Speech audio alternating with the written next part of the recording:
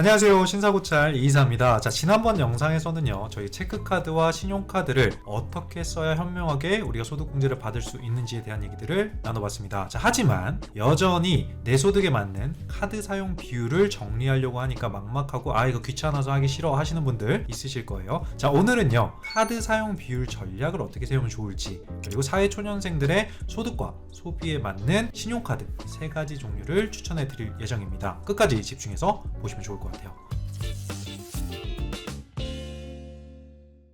자, 일단 지난번에 다뤘던 내용을 짧게 한번 복습을 해보도록 하겠습니다. 신용카드와 체크카드의 소득공제는 연소득의 25% 이상을 쓴 후에 적용이 된다라는 말씀을 드렸죠. 그래서 신용카드와 체크카드를 따로따로 쓰기보다는 체크카드보다 혜택이 많은 신용카드로 먼저 25% 채워버리고 25%를 넘어가는 시점에 체크카드를 쓰면 30%까지 소득공제를 끌어올릴 수 있다라는 말씀을 드렸어요. 자, 근데 간혹 헷갈리시는 분들이 있을 수 있어요. 자, 그러면 예를 들어서 25%를 채울 때까지 무조건 나는 신용카드만 써야 돼? 라고 생각하시는 분도 있을 수 있죠. 정답은요, 그럴 필요는 아니다, 없다 라는 얘기예요. 자, 국세청에서는 카드 소득공제를 적용할 때 항상 신용카드를 가장 먼저 계산합니다. 자, 내가 뭘 먼저 쓰든 관계없이 신용카드 사용 금액을 먼저 보고요, 그 다음에 체크카드를 본다라는 겁니다. 자, 그럼 우리가 집중해야 될 건 뭐다? 25%를 신용카드로 채우는 것만 신경 쓰면 된다라는 거겠죠. 여기서 중요한 꿀팁 하나를 더 드려야 되는데, 어차피 신용카드를 쓴다면 지금 말씀드리는 항목들에 대해서는 신용카드로 결제하시기를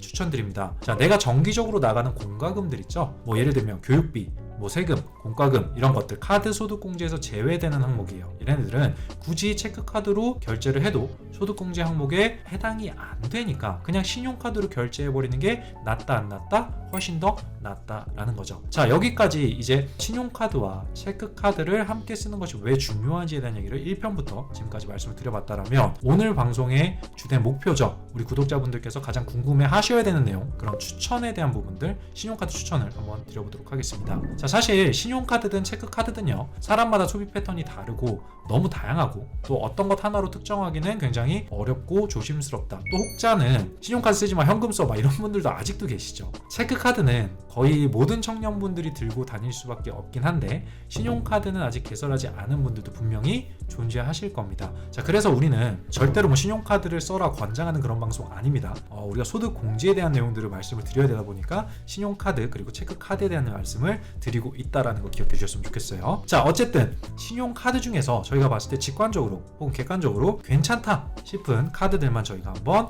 뽑아와 봤습니다. 절대로 저희가 무슨 카드사 협찬을 받거나 그런 게 아니라는 거 미리 말씀드릴게요. 자, 첫 번째 보니까 삼성카드에서 나온 탭탭오라는 카드가 있어요. 이 카드는 저희가 카드를 비교할 때 현재 인기 있는 신용카드 차트가 있거든요. 여기에서 상위에 자리에 있는 카드들을 저희가 한번 살펴봤습니다.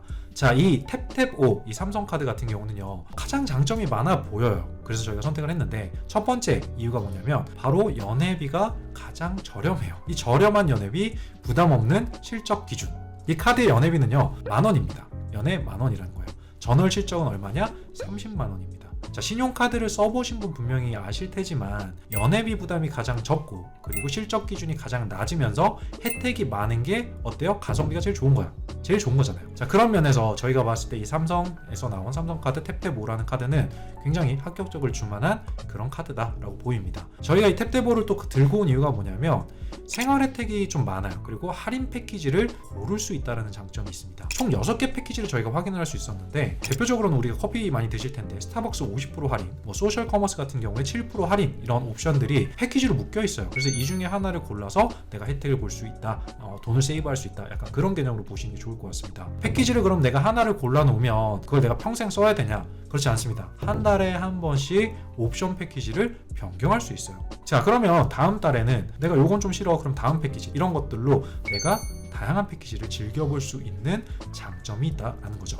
그치만 어쨌든 한도는 존재하겠죠. 자, 커피는 10,000원 한도고 쇼핑은 5,000원 한도가 있다라는 거는 좀 기억을 해주시면 좋을 것 같습니다. 자, 생활 혜택으로는요, 뭐 문화생활 할인, 대중교통, 통신요금 할인, 이런 것들이 좀 확인이 되는데요. 영화, 택시, 통신요금 각각 10%씩 할인이 됩니다. 이것도 다만 한도가 좀 있죠. 5,000원 한도로 잡혀 있다라는 겁니다. 근데 어떻게 보면 이 정도만 해도요, 사회초년생분들 같은 경우는 굉장히 좋지 않을까라는 생각이 듭니다. 자, 두 번째로 추천드리고 싶었었던 봤던 카드는요, 신한카드에서 나온 카드인데 미스터 라이프라는 카드가 있어요. 자, 이 카드 같은 경우 저희가 보니까 연회비가 아까 탭탭오보다 좀 비싸요. 15,000원입니다. 다만 전월 시점은 같습니다. 30만원이에요. 삼성카드에 비하면 혜택이 조금은 약하게 느껴지긴 해요. 하지만 차이점이라고 한다라면 이 카드는 만약에 사회초년생인데 차를 끌고 다닌다 라고 하시는 분들에게는 아주 좋을 솔깃한 혜택이 하나 있어요. 뭐냐면 리터당 60원씩 할인을 적용해 주겠다. 이게 조금 메리트예요. 거기다가 지금 저희가 확인한 시점, 오늘 2025년 4월인데요. 이마트, 롯데마트, 그리고 조금 요즘에 힘든 홈플러스도 최대 5,000원 한도로 10% 할인이 또 들어가고요. 그다음에 편의점, 병원, 약국, 통신비, 대중교통비도 마찬가지로 각각의 한도에 맞춰서 10%씩 할인이 되더라고요. 그래서 생활비 카드로는 저희가 봤을 때는 나쁘지 않다라는 카드입니다. 다만 저희가 좀 봤을 때 단점이라고 좀 봐야 되는데, 이게 택시와 식음료 10% 할인 같은 경우는 시간 제한이 있어요. 특정한 시간에만 좀 할인을 해준다. 그리고 금액의 한도가 정해져 있다라는 걸 보시면 좋은데, 오후 9시부터 오전 9시까지예요. 그래서 1회 이용 금액 10,000원까지만 10% 할인을 적용을 해주는데, 그러면 어떻게 돼요? 1,000원만 할인이 적용이 되는 거죠. 어떻게 보면은 신용카드가 혜택을 좀 많이 보려고 쓰는 건데, 이건 좀 개인적으로는 좀 아쉽다라고 보입니다. 마지막으로 소개해드리고 싶은 카드는 마찬가지로 신한카드에서 나온 처음 애니버스 카드입니다. 핵심적인 내용만 저희가 한번 짚어보고 갈게요. 연회비는 15,000원이고요. 전월 실적 30만원 이상까지는 동일해요. 차이가 하나 있는데 뭐냐면 이 카드는 적립식 카드다라는 거예요. 월 통신비는 자동 납부 신청을 했을 때 10% 적립을 해주고요. 그다음에 넷플릭스나 유튜브 프리미엄, 티빙, 디즈니 플러스 같은 OTT 정기 구독을 하시는 경우에는 15%를 마이신한 포인트로 적립을 해줍니다. 자, 쿠팡 와우 멤버십이라든지 네이버 플러스를 만약에 사용하신다라고 한다면 20%를 적립해 주거든요. 저 같은 경우는 이 OTT도 정기 구독을 하고 있고, 그 다음에 쿠팡 와우도 제가 하고 있고, 네이버 플러스도 제가 쓰고 있다 보니까 20% 적립해 준다?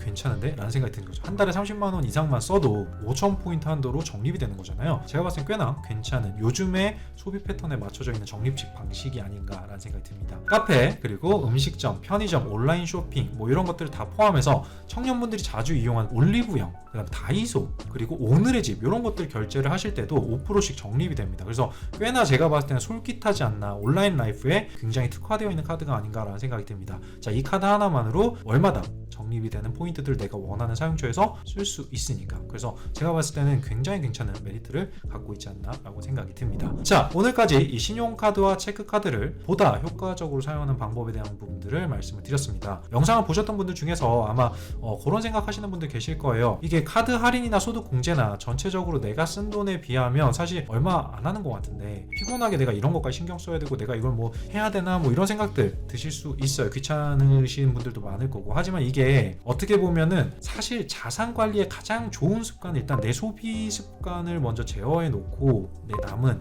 자산을 불려나가는 그런 형태들을 많이 띄거든요. 그게 굉장히 좋은 소비 습관이라고 얘기들을 많이 해요. 그래서 받을 수 있는 돈은 내가 최대한 받고, 세이브할 수 있는 돈은 최대한 세이브해서 지출을 최대한 줄이고 최대한 돈을 모아보자 라는 그런 개념으로 접근해 보시면 좋을 것 같습니다. 자, 그런 습관들로 어떻게 보면 자산 형성에 기반이 다져진다라고 봐야 되니까요. 자, 올해 연말정산을 준비하시면서 한번 잘 만들어 보시면 되게 좋지 않을까라는 생각이 듭니다. 자, 가시기 전에 조댓구월 꼭 좀 부탁드리고요. 신사고찰은 더 좋은 내용으로 다음에 또 찾아뵙도록 하겠습니다. 항상 건강하시고요. 다음에 또 뵐게요. 고맙습니다.